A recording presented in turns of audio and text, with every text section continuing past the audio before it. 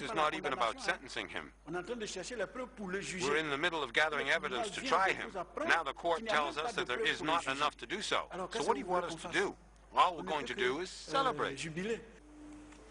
The Director General of the Pro-Gbagbo Weekly says that the next step is clear. Something is not right. The judges in the International Criminal Court ought to have the courage to follow this through right up to the end and to request that President Gbagbo be released. But others say the judge's decision, which may delay the trial for more than a year, is merely a temporary setback. The court did not dismiss the case. We are not yet at this stage. Perhaps the prosecutor decided to withhold evidence for strategic reasons, because if she presented all the evidence today, it would give the defense an opportunity to build its case. So, don't worry, the prosecutor has sufficient evidence.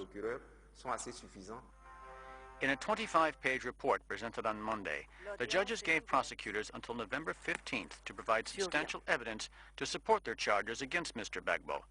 Most of the evidence thus far has been drawn from reports by NGOs. Mr. Gbagbo is charged with committing crimes against humanity in the violent aftermath of the 2010 presidential elections. Serious injuries. And before we end this edition of the news, a quick reminder of our headlines. President Jammeh has called for early preparations for the upcoming planting season.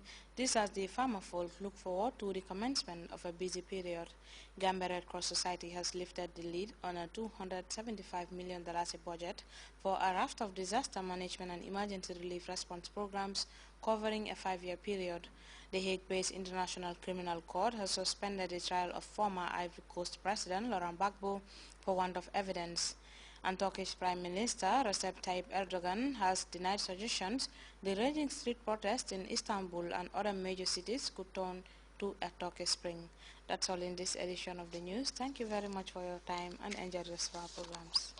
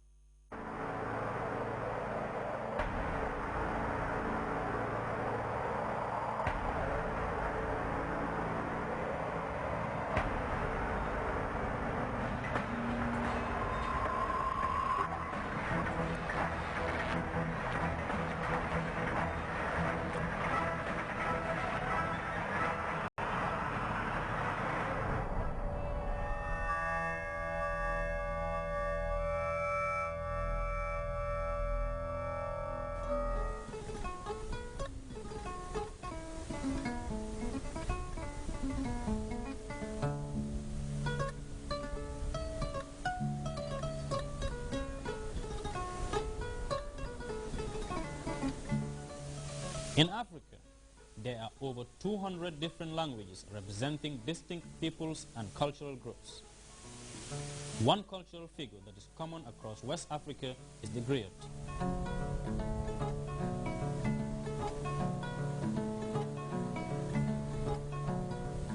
He has knowledge of the culture and identity of a particular ethnic group or people. The 21-string musical instrument known as the kora is played by Griot families, and the skills are passed from one generation to another. A traditional kora player is called a jali, and Bajali Suso of the Gambia is one. This kora was invented by our grandfather called Kole Musa Suso, and Kole Musa, he got the kora from a place called Bruford in a village called Sanimentoring. And Sanimentoring was the main place where the kora was herited. So since my grandfather, Kora Musa, he got this kora from Sanimentoring, he brought this kora to the family, and he said among us. So one of his eldest son called Sundu Suso, and Sundu Suso also has a son called Jalimadi Suso, and Jalimadi Suso is the father of my dad. So you can see, so it means that the Kora, it passed from one generation to another.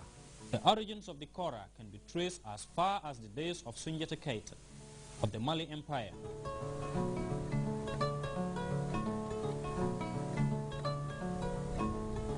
It has been very instrumental in the promotion of development because Kora players wielded a lot of influence then and even served as advisors to royal families and rulers.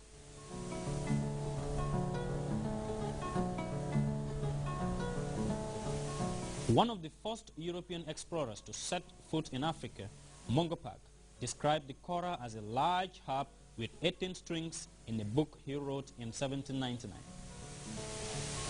Legend has it that the origins of the Kora can be traced to Koreyeng Musa and Jalimadi Woleng. A renowned Kora player in the sub-region, Jaliba Kuyate, who continues to combine ancient and modern tunes, speaks volumes about the Kora.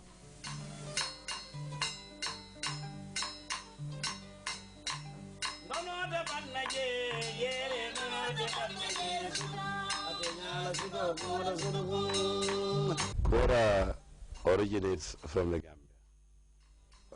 Lately, historians came to believe that, majority of them believe that it was Korea Musa Suso, who invented the Kora. And the thoughts came to him here in the Gambia, and it's a lot of spiritual things connected to the Kora. And it was believed that he went to Sanementering for a couple of nights, where he went to pray to have his dreams being fulfilled. That is to make a Kora, because he had the simbing in mind. You can call it Jola or Mandinka, but very, very old instrument. There is some fishing line used on it, but only about 3 or 4 strings. So most of the people know it. Also, it resembles the Kora, but according to stories, reliable sources, Korea Musa just copied the simbing, and he said he's going to use more strings.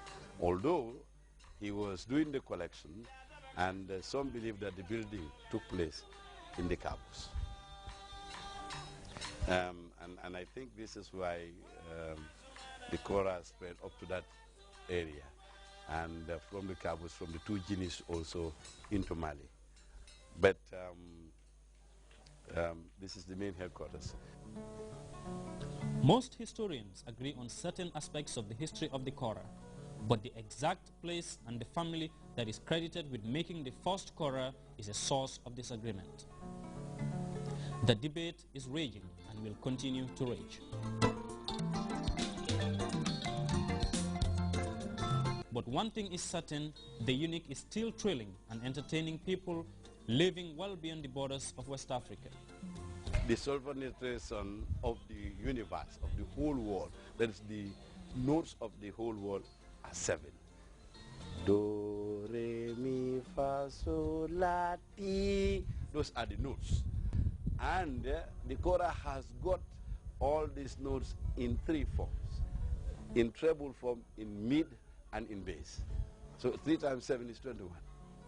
That's why it became 21. And there are so many amazing things. For example, when you come to this table,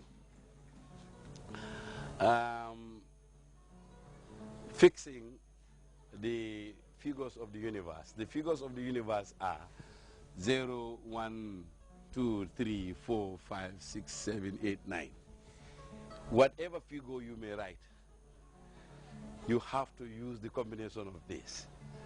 And placing these numbers here, 1, 2, 3, 4, 5, 6, 7, 8, and 9. So the only one missing here is 0. This is how you have it situated on telephones, on anything that is universally done on computers. This is what makes